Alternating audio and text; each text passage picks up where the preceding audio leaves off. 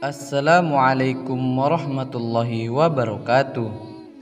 Imam Ahmad bin Hambal adalah seorang ahli hadis termasyhur di zamannya.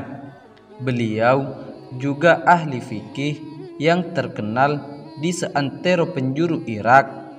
Ia adalah murid Imam Syafi'i yang mewarisi semangat mencari ilmu dan memburu hadis di seluruh penjuru dunia Islam. Suatu ketika ia mendengar ada orang tua di tanah Khurasan yang memiliki sebuah hadis yang sampai sanadnya kepada Nabi Muhammad sallallahu alaihi wasallam. Maka ia pun menyiapkan bekal untuk pergi mencari orang tua itu. Dengan mengendarai onta, berangkatlah Imam Ahmad ke Khurasan. Ia berjalan dari Baghdad menempuh jarak beratus-ratus kilo. Siang tersengat panasnya mentari dan malam dicekam dinginnya angin padang pasir. Di tengah perjalanan bekal Imam Ahmad habis. Sudah 2 hari beliau tidak makan. Akhirnya beliau mengarahkan untanya ke kota terdekat. Di sana beliau ingin minta bekal ke Baitul Mal, tapi beliau malu kepada Allah Subhanahu wa taala. Beliau malu meminta kepada selain Allah Subhanahu wa taala. Beliau malu masih memiliki 2 tangan dan kaki, tapi meminta kepada seorang manusia. Akhirnya Imam Ahmad bekerja sebagai kuli di pasar. Meski tubuhnya sudah lemas, tapi beliau berusaha keras untuk bisa menyelesaikan tugasnya dengan baik. Sore harinya beliau menerima upah yang bisa beliau gunakan untuk makan.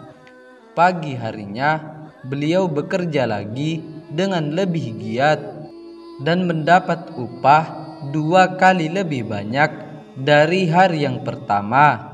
Beliau bekerja 2 minggu di pasar itu untuk mengumpulkan bekal guna melanjutkan perjalanan.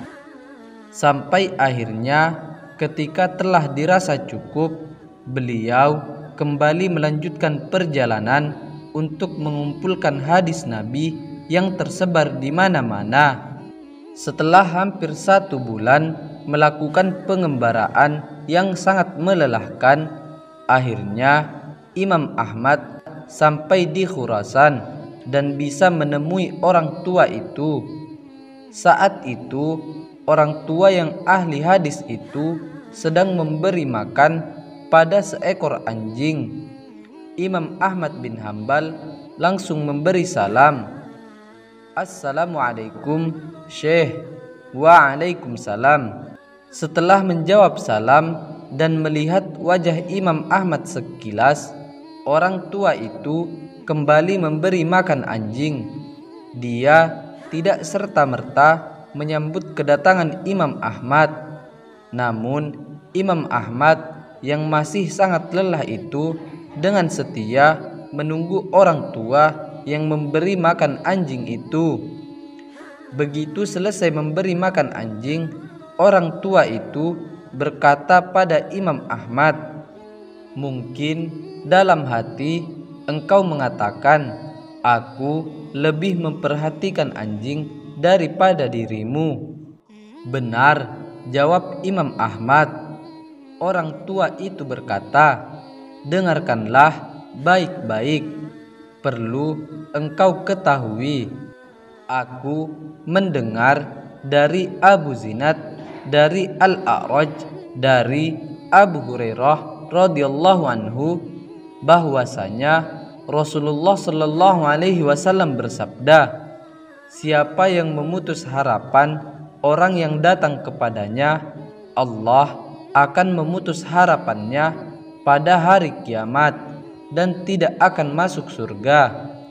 Di kampung ini tidak ada anjing. Tiba-tiba anjing ini datang kepadaku dalam keadaan lapar.